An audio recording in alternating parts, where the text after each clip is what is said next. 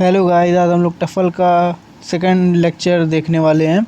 इसके पहले वाले लेक्चर में हम लोगों ने देखा था कि रेगुलर एक्सप्रेशन क्या होता है, उसका डेफिनेशन, और रेगुलर एक्सप्रेशन फाइनाइट लैंग्वेज के लिए।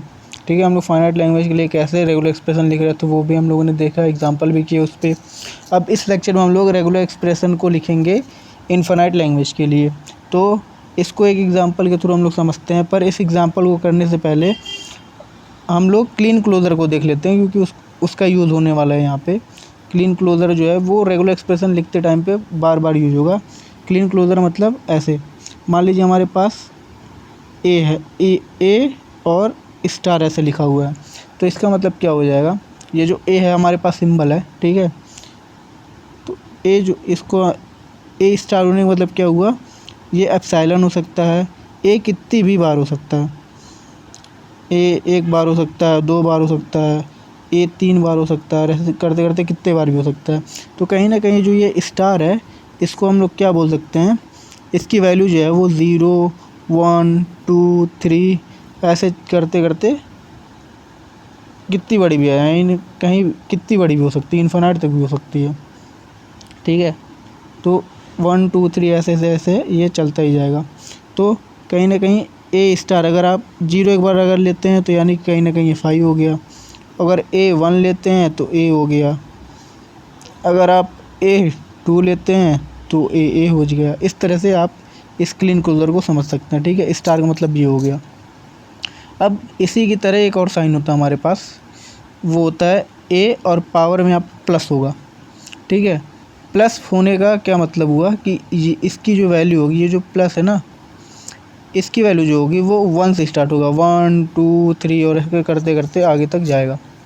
तो यहाँ क्या है, यहाँ पर इस स्टार वाले में 0 नहीं होता। ठीक है, बस इस बात का ध्यान रख लीजिए। 0 मतलब कहीं ना कहीं जो ये प्लस है उसमें स्टार की सारी वैल्यूज़ होंगी। ठीक है, बस क्या नहीं होगा, एप्सिलॉन नहीं होगा। ठीक है, बस एप्सिलॉन नहीं होगा। तो इस बात को आप ध्यान रखिएगा और इसे भी ध्यान रखिएगा। अब इसके बाद हम लोग इस एग्ज़ाम्पल को कर सकते हैं। ठीक है, इस एग्ज़ाम्पल को अब करते हैं, इसको हटा देता हूँ मैं।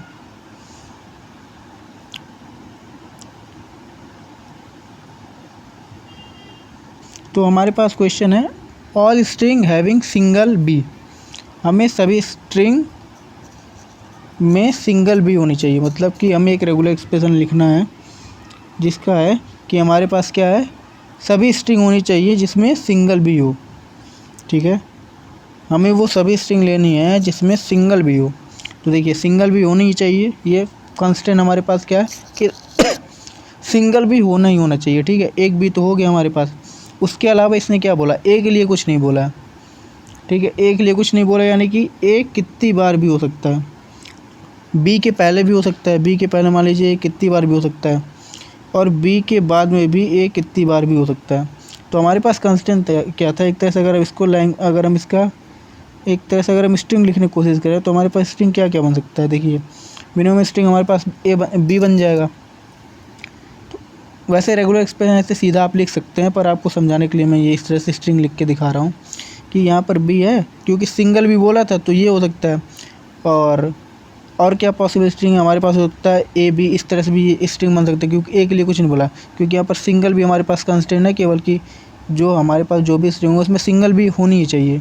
तो इसमें तो सिंगल भी है ही, और इस तरह से आप लिखेंगे तो इसमें भी सिंगल भी है ही, और अगर आप ऐसे ऐसे लिखते हैं तो इसमें भी देखिए सिंगल भी है, इसको आप ऐसे कर देते हैं तो इसमें भी सिंगल भी है। तो यहाँ आप देख पा रहे हैं कि यहाँ पर ये जो बी है, इसको अगर हम ऐसे बीच में रखते हैं तो इसके पहले ए कितनी बार भी आ सकता है, उसके बाद में ए कितनी बार भी आ सकता है। ठीक है, ये आपको दिख रहा होगा इस स्ट्रिंग के थ्रू, इससे मतलब यहाँ पर जितने भी स्ट्रिंग है उसके थ्रू आप यहाँ देख सकते हैं। ठीक है, तो इसको हम लोग इस तरह से कर सकते हैं।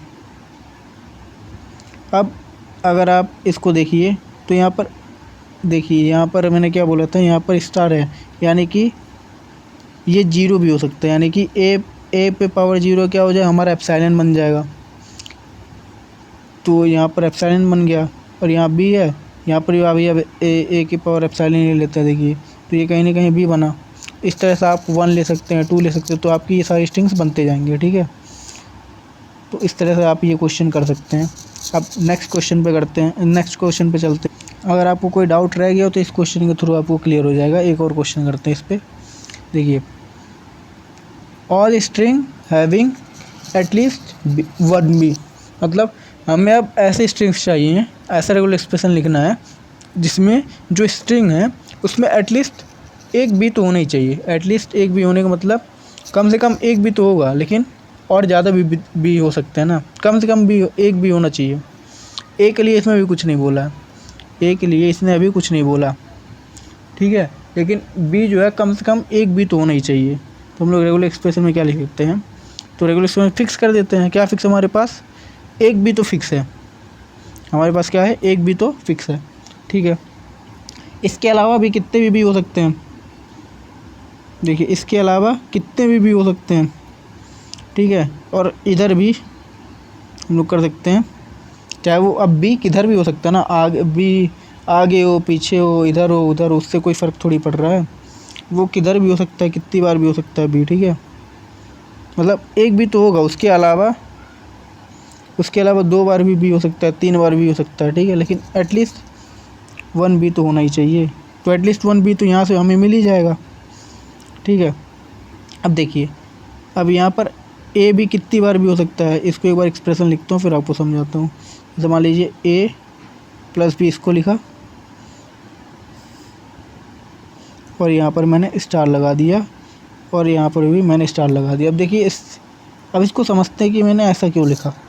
कि देखिए, यहाँ बोला था एटलीस्ट वन बी, तो एटलीस्ट वन बी तो मैंने जब सिर्फ बी लिखा यहाँ पे तो उससे हमें मिल गया एटलीस्ट वन बी, यानी एक बी तो हमेशा रहेगा ही रहेगा, ठीक है। अब यहाँ पर ए के लिए नहीं कुछ बोला था, तो ए देखिए यहाँ पर ए कितनी बार भी हो सकता है और बी भी एटलीस्ट वन तो यहाँ फिक्स कर दिया मैंने, तो एक से ज़्यादा भी तो हो ही सकता है ना, बी हो सकता है दो बार हो, तीन बार हो, चार बार हो, ठीक है, लेकिन एक भी होना चाहिए, इसलिए वो यहाँ से फिक्स हो गया। अगर यहाँ पर मान लीजिए एप्सिलॉन जो है, यहाँ अगर हम यहाँ पर जो स्टार है इसको अगर हम जीरो ले लेते हैं तो कहीं ना कहीं ये पूरा एक्सप्रेशन जो होगा एप्सिलॉन बन जाएगा, एप्सिलॉन बना, और ये भी पूरा मान लीजिए ये भी अगर इसको भी यहाँ पर जीरो बोल दे तो ये पूरा एक्सप्रेशन क्या हुआ, एप्सिलॉन बन गया। तो कहीं ना कहीं केवल भी बचेगा, तो यहाँ पर ये स्ट्रिंग सेटिस्फाई तो कर रहा है एटलीस्ट वन भी, तो यहाँ से बन गया।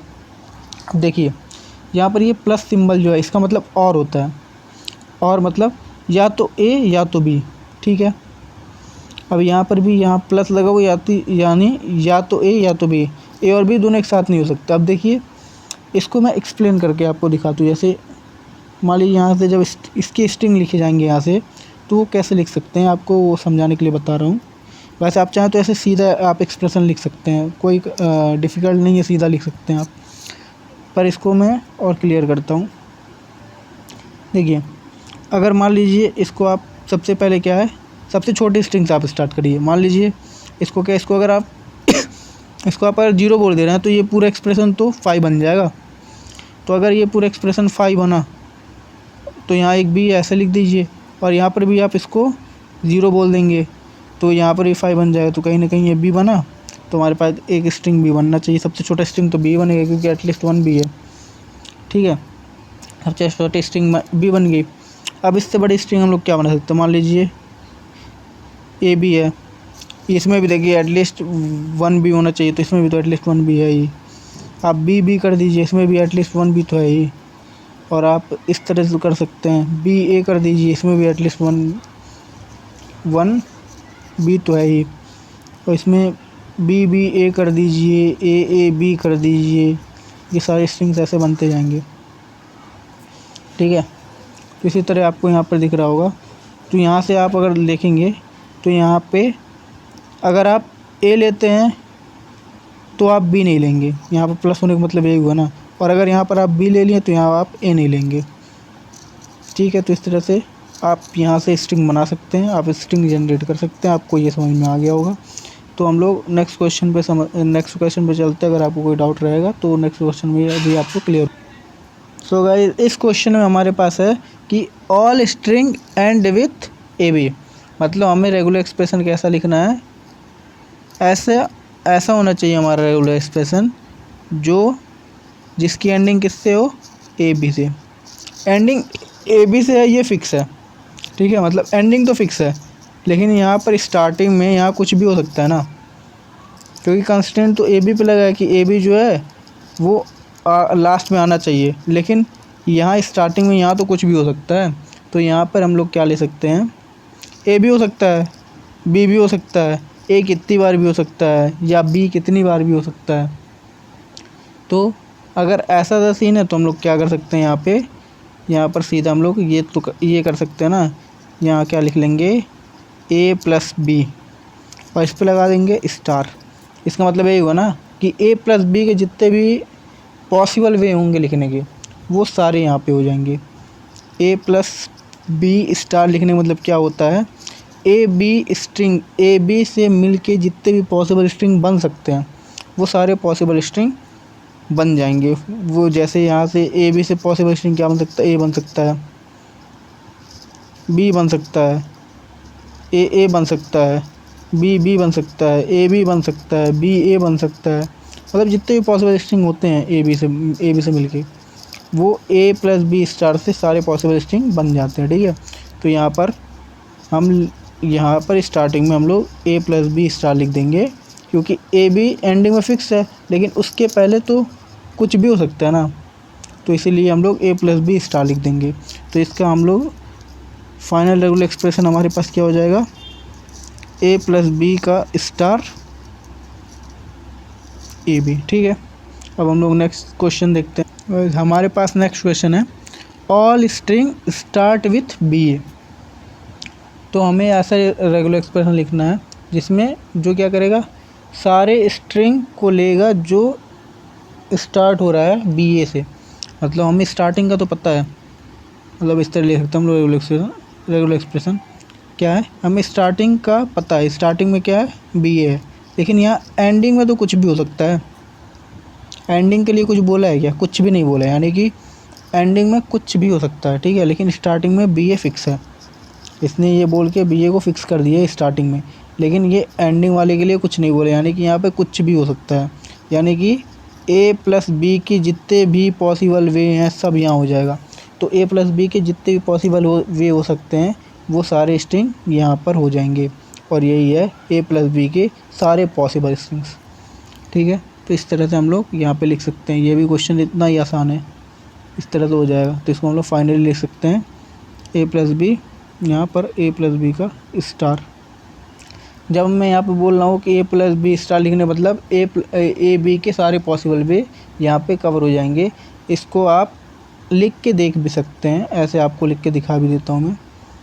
ए प्लस बी का स्टार होने का मतलब क्या हुआ, वैसे तो इसके पहले भी मैं लिख के दिखा दिया था, आप लिख के देख सकते हैं। ठीक है, अब इसमें क्या टाइम वेस्ट किया जाए, नेक्स्ट आगे चलते हैं। इसके पहले वैसे मैं बता दिया था आपको, तो नेक्स्ट क्वेश्चन पे चलते हैं, क्वेश्चन नंबर 5। तो हमारे पास नेक्स्ट क्वेश्चन है, all string begin and end with A. यहाँ क्या बोल दिए हैं, हमें कंस्टेंट क्या लगाया है कि जो सभी स्ट्रिंग हैं वो स्टार्टिंग भी ए से होनी चाहिए और एंड भी ए से होनी चाहिए। देखिए, स्टार्टिंग में फिक्स कर दिया, एंड फिक्स कर दिया, लेकिन ये बीच में क्या होगा वो हमें नहीं पता। ठीक है, उसके बारे में मतलब हमें पता है, लेकिन उसके बारे में बोला नहीं है कि क्या होगा। यानी कि यहाँ पर स्टार्टिंग में ए होना चाहिए, एंडिंग में ए होना चाहिए, तो फिक्स है। लेकिन बी में कुछ भी हो सकता है, ए हो सकता है, ए बी हो सकता है, बी ए हो सकता है, बी हो सकता है, बी ए कुछ भी हो सकता है। ठीक है, इस तरह से यानी कि ए प्लस बी का सारे पॉसिबल वे में जितने भी स्ट्रिंग्स हैं सारे हो सकते हैं। तो ए प्लस बी का स्टार लिख दीजिए आप सीधा। तो यहाँ से हमारे पास फाइनल बन जाएगा आर इज इक्वल टू ए, और यहाँ पर ए प्लस बी स्टार, और यहाँ पर ए। तो आप देख सकते हैं कि इस स्टार का कितना ज़्यादा यूज़ है। ठीक है, इस एक्सप्रेशन को लिखना आपको आना चाहिए, इसको समझना आना चाहिए कि इसको ये लिखने का मतलब क्या हुआ। तो इसलिए आप इसको एक बार अच्छे से खुद से करके देखिएगा। ठीक है, अब नेक्स्ट क्वेश्चन पे चलते हैं। तो हमारे पास नेक्स्ट क्वेश्चन है, all string starting with A and ending with B. तो हमें फिर से स्टार्टिंग और एंडिंग का फिक्स है, हमें स्टार्टिंग और एंडिंग का पता है, तो स्टार्टिंग और एंडिंग को फिक्स कर देते हैं। स्टार्टिंग ए है और एंडिंग बी है, हमें बीच में कुछ भी हो सकता है, ए बी बी बी, मतलब ए और बी के सारे पॉसिबल वे के स्ट्रिंग जो भी हैं वो सारे यहाँ पे आ सकते हैं। तो ए प्लस बी के सारे पॉसिबल स्ट्रिंग्स हैं हमारे पास ये। तो इसका फाइनल बन जाएगा हमारे पास regular expression A is equal to A plus B का स्टार और यहाँ पे बी। तो इस तरह से ये क्वेश्चन हो जाएगा। तो इस तरह से हम लोग और भी क्वेश्चंस कर सकते हैं, पर इतने क्वेश्चंस काफ़ी हैं। इसलिए आपको क्लियर हो गया होगा कि हम रेगुलर एक्सप्रेशन कैसे लिख रहे हैं इनफाइनाइट लैंग्वेज का। सो इस लेक्चर में बस इतना ही, मिलते हैं नेक्स्ट लेक्चर में। Bye bye. Thank you guys यहाँ तक लेक्चर देखने के लिए।